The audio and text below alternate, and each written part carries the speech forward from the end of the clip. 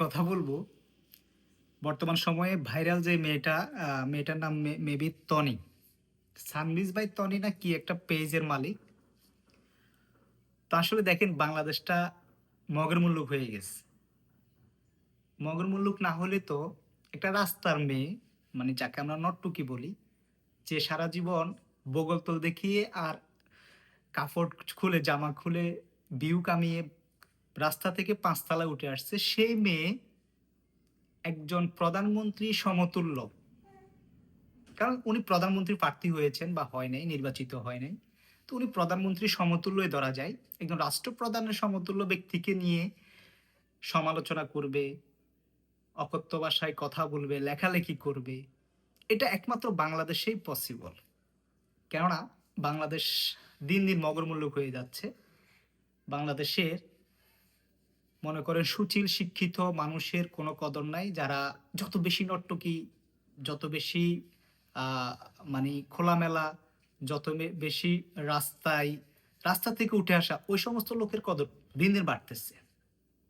একটা জিনিস চিন্তা করে দেখেন, একটা মানুষকে নিয়ে সমালোচনা করতে গেলেও কিন্তু তার যোগ্যতা সমতুল্য না থাকলেও তার আংশিক যোগ্যতা লাগে। যেমন আমি আহ, দলীয়ভাবে যদিও আমি একজন আওয়ামী লীগের কর্মী, কিন্তু প্রেক্ষাপটে জামাত আমাদের অ্যান্টি দল।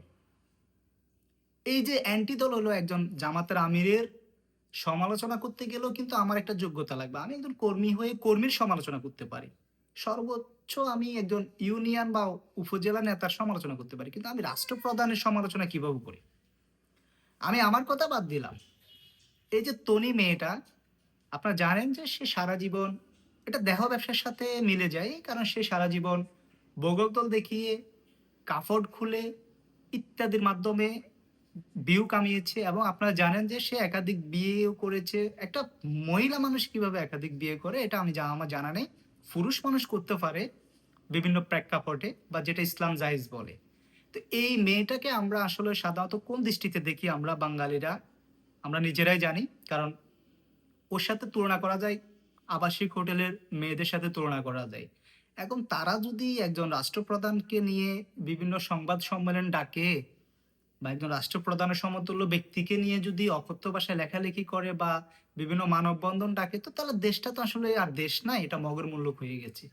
এটা একেবারে মগর মুল্লুক। এটা বাংলাদেশটাকে শাহবাগীদের মতো মেয়েদের নামে লিখে দিলেও পারতো বাংলাদেশ সরকার। তো আসলে যাই হোক, যদি আমার কথাতে ভুল ত্রুটি থাকে ক্ষমা দৃষ্টিতে দেখছি। দলমত নির্বিশেষেই কিন্তু আমরা আসলেই আওয়ামী লীগ বলেন, বিএনপি বলেন, জামাত শিবির বলেন, সবারই নিজেদের একটা যোগ্যতা আছে, কিন্তু অযোগ্য ব্যক্তিরা